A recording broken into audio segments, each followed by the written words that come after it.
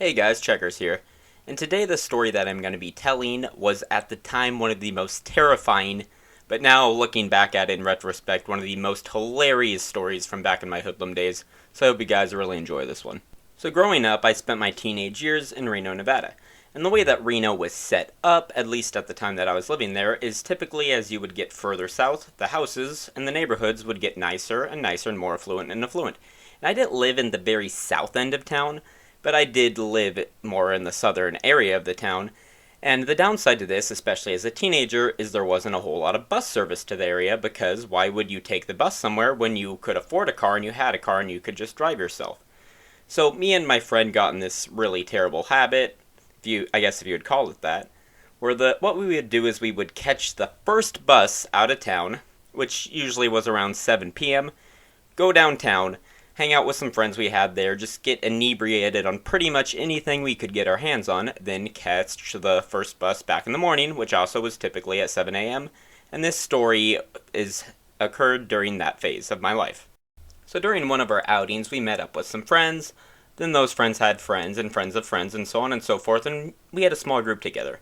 And one of the people that was in this group was a girl that I had not met at the time yet, but her name was Lynn.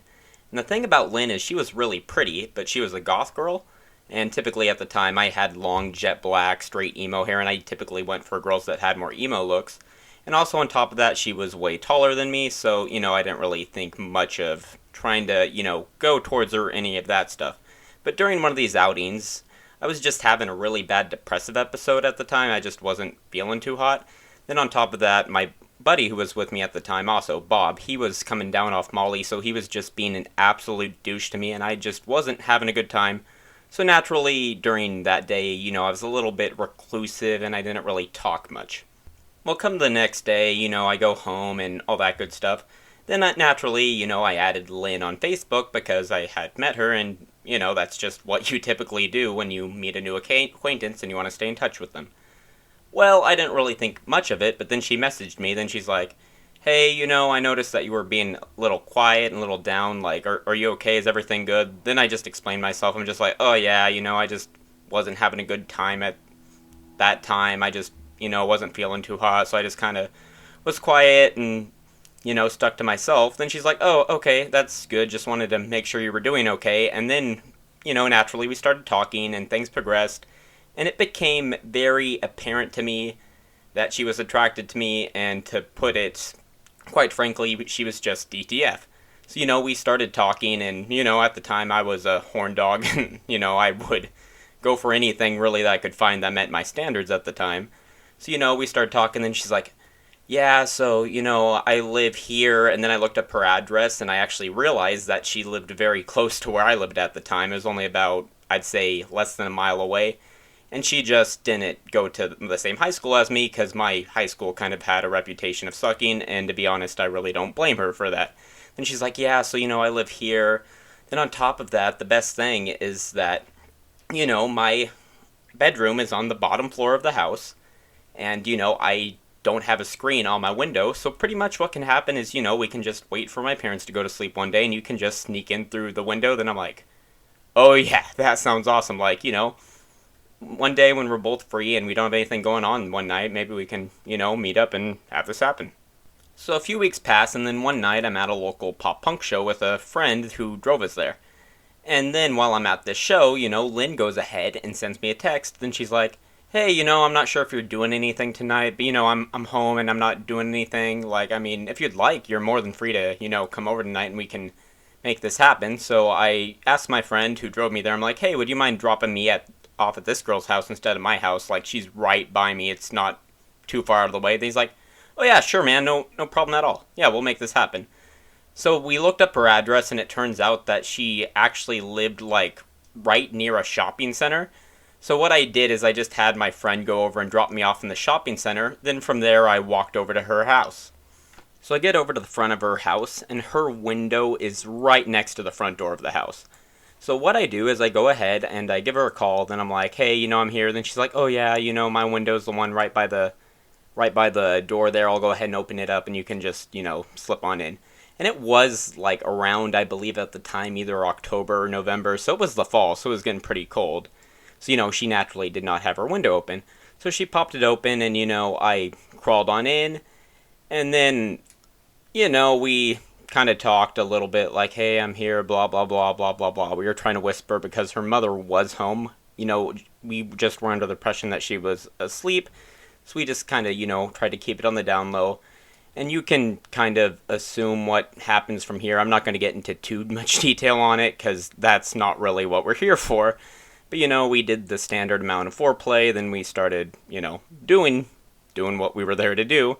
And I don't, like I said, I won't get into the specifics too much. But what I do remember is she had some mirrors. And I really seemed to like that while we were, doing what we were doing. And then I really do not believe we were being too loud, but, naturally the bed was creaking a little bit, but, in terms of our voices, we were being a little quiet. But then something terrifying happened. And this thing that happened was we heard some rustling, then we heard a pounding on the door. That was just like, oh, shit, right? So I hop up, and then I just threw on my boxers, Then the first thing I needed to do was I needed to find a place to hide.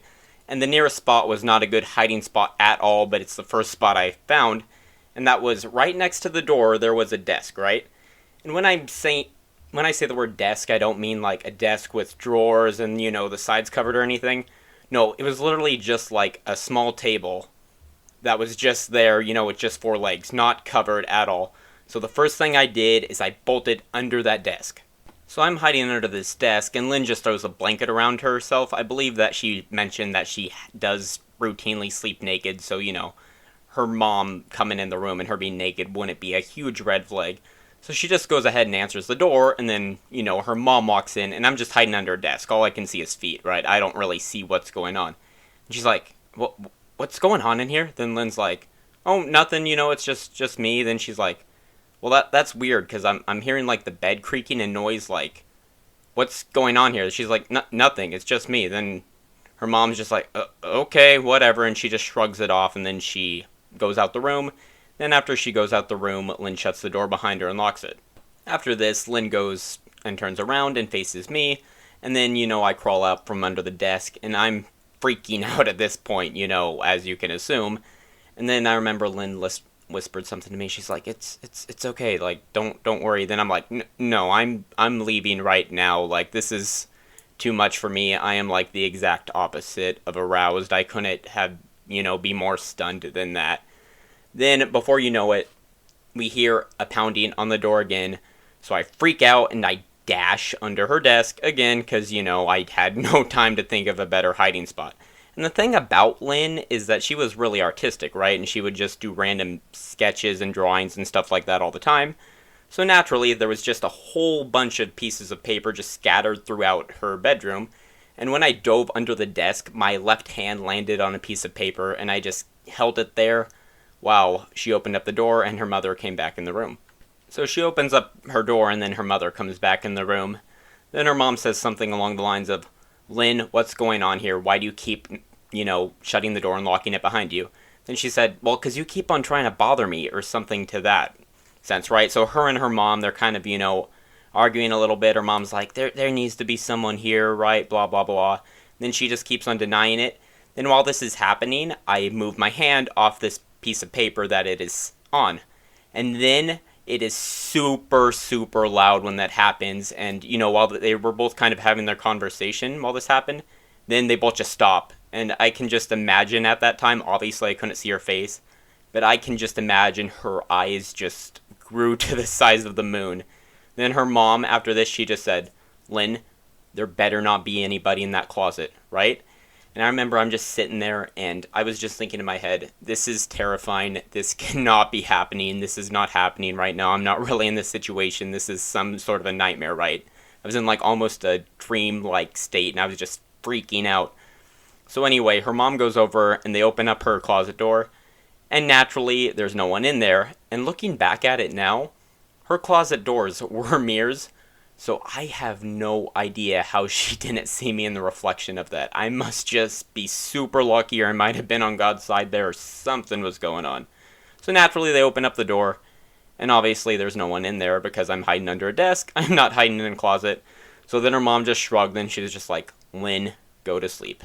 So her mom leaves for the last time. Then I get up, we're still kind of whispering, but I just throw on my all my clothes and then I go ahead and I step out her window. And looking back at it now, this was probably a really dumb idea because if her mom was convinced that, there actually was someone there and, there wasn't some sort of a chance that this was just coincidental or that, Lynn was just being weird, she definitely could have just opened up the front door, looked to the right, and saw me standing right there outside her window. And to be honest, I don't really know what she would do in that situation because, I mean, it's not really, illegal for me to have sex with your daughter as long as she's consenting, even if you don't like it. I mean, she probably could have, maybe tried to get me for trespassing, I guess, because she owned the house and she didn't invite me personally. Or she could just wait for me to leave and, call the cops on me for curfew. But luckily, I guess she wasn't feeling like busting me that day, or she just was convinced that Lynn was telling the truth. So she did not open up the front door. But I remember after stepping out, Lynn's like, "It's cold out there. I see that you're just wearing a t-shirt because you went to a show and you didn't want to carry around a sweatshirt. Here, take this." So she hands me what I would best describe as a stoner poncho, for lack of a better word. It's one of those ponchos that has stripes on it. This one had black and white stripes, and they're just kind of baggy, and they are super, super warm, but in my experience, they're, mainly more worn by and more popular in stoner crowds. So she's like, "Here, take this. It's freezing out there. Don't worry about getting it back to me. Just take this and wear it." So I was like, "Oh, thanks," right? So I threw on that poncho, and I swear to God, I still have that exact poncho in my closet, or not my closet, in my garage in a box to this day as a keepsake. So I walk home. Like I said, Lynn lived pretty close to me. So I get home, I open up the door. It's unlocked because my parents were expecting me to get home late that day because I was at a concert anyway. So I get home, go to my bedroom, and then I'm getting ready for bed, right? Then while I'm getting ready for bed, I noticed dried blood on my fingers, and I'm like, okay, that's really weird. And Lynn texted me the next day, and she's like, yeah, so while we were, involved in our foreplay, you actually cut me on accident, and it still hurts to pee. And I was like, "Oh, I'm so sorry about that." And she was laughing about it. She's like, "No, it's pretty funny, actually. Don't worry about it. I'm laughing about it. It's no big deal." And that really was the last time me and Lynn really hung out. Soon after that, she got in a relationship with another guy that we would hang out with during our outings. And, I didn't really care about that. I was just looking for one thing, and definitely was not a relationship. And obviously that didn't last forever. By the time they had broken up, it had been a while since me and her had this incident or event, if you would like to call it that. So I didn't really pursue her, and she didn't pursue me. We both were on to, different things and looking for different things at the time. And it actually is funny because several months after this event, I started working at a local restaurant just as, my first crappy teenage job. It's actually funny because about a year after working at that restaurant, she actually was friends with one of my coworkers, and she started working there as well. So, we tried not to make it awkward. We just kind of pretended like we didn't really know each other at the time, and, we didn't make it. We made it as minimally weird as it needed to be. Then, a few months later, she actually ended up moving, and after that, she left, and that was that. So that's the end of my story, guys. I really do hope that you enjoyed it and that I was able to give it as most coherently and tell you guys as clear as possible. If you guys did like this, please go ahead and like this video or let me know in the comments, and as well as subscribe, because if I get feedback that you guys do like this, then that will give me motivation to make more of them. Thank you guys, and you have a great and snazzy rest of your day.